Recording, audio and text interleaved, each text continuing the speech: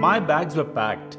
I locked my hostel room for the final time, and I still remember as if it was yesterday. I took an overnight bus from a small town called Bagalkot to Bangalore. As I sat in the bus, my whole class had come to see me off because I was the first student leaving college while all the others were staying back to enjoy the end of examination and completion of the BTech degree. Everyone was happy and excited about their life ahead. Some of my friends had decided to go join the armed forces, some were preparing for GRE, and some were going to just join their family's business. But actually, I was feeling super nervous. Even though I had secured admission in a premier business school, I was not sure if I was doing the right thing. My emotions were full of confusion, nervousness, and fear. If you are feeling the same, I can tell you that it's okay and perfectly normal. I couldn't have imagined then where I would finally land up. Hi, I'm Sudhanshu Mishra, and I have spent over 29 years in a variety of roles across sales, business development, marketing, as a profit center head, handling partners and alliances, and so much more in various companies. I'm here to do a deep dive into career options after engineering. Do you know?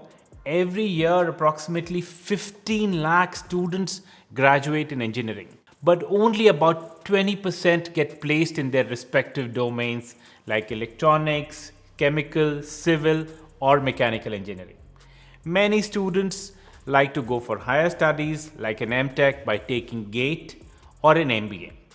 Some go to join the armed forces, some consider a join at a public sector undertaking like BHEL, NALCO, RBI, SCIL, BARC, to name a few. And some even take the civil services entrance exam. But for most engineers, a typical career journey is to work in the private sector, get some work experience, and then add to their qualifications. Whatever you choose, I can tell you that in today's world, pursuing a professional certification is one of the easiest choices you can make, or I'm sure you've already made. A professional certificate or short term course is the quickest way for you to pick critical skills that are in demand.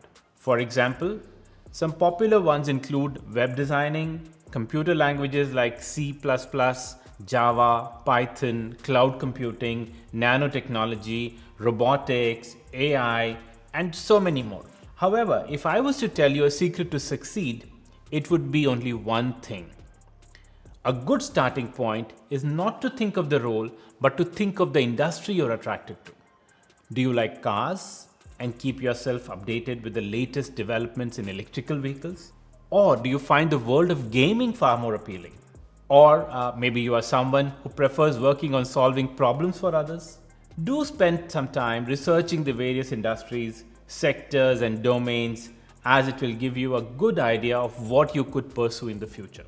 We can divide job options into two categories after engineering: core engineering roles or non core, mostly IT roles. Actually, as I look back, I have done a little bit of both. Though mostly a large part of my 29-year career has been in the IT services domain. Core engineering roles typically speak to your specialization, which is quite obvious, like a mechanical engineer, where you would design, develop, build, and test mechanical devices, including tools, engines, and machines.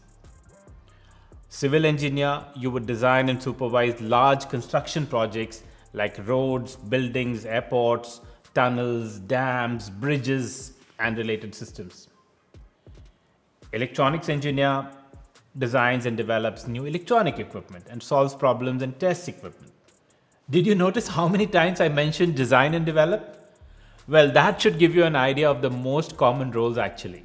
In their book, India Inside the Emerging Innovation Challenge to the West, authors Nirmalya Kumar and Fanish Furanam talk about their research on how Indian software companies are responsible for invisible innovation occurring in India.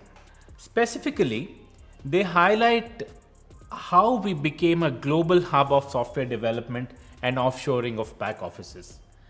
These software companies are the biggest recruiters of non-core jobs for engineers. Working in an IT, ITES, or software company means you will have You will help the company maintain their digital infrastructure and assist customers with their technology problems. Some typical roles are software programmer, software developer, business analyst, DevOps consultant, program manager, technology lead, and so on. You will be responsible for broadly three things. The first is planning, which means preparing estimates and budgets, outlining project deadlines. The second is designing, which means designing and implementing systems and processes to test ideas for efficiency. And third, reporting, which is about creating technical reports, communicating analysis, results, and handling troubleshooting. You will be required to think in cross-disciplinary ways, finding combinations, patterns, and intersections. Ask yourself these questions before you apply for any job. Do I see myself growing in this industry or domain? Is this industry growing for the next 10 plus years? Do I like to learn what's happening in this industry? You can easily read about the company and its prospects on their website and on recruitment sites such as Naukri, Monster, or LinkedIn Jobs, amongst the many others. If there is one tip I could give you, it would be find out what you like. There are a number of career choices available after a BTech degree. Focus on the industry or domain rather than the job title. Do your research and read the job description well to see if the tasks excite you. Remember, when any company hires you, they teach you the skill or expertise they need for their particular roles and requirements. So don't worry if you don't seem to have all the skills required for a particular role. No matter which role you apply for, remember that soft skills play a very important part in your chances of success. Armed with this knowledge, I hope you feel more confident at applying for your next role. All the best.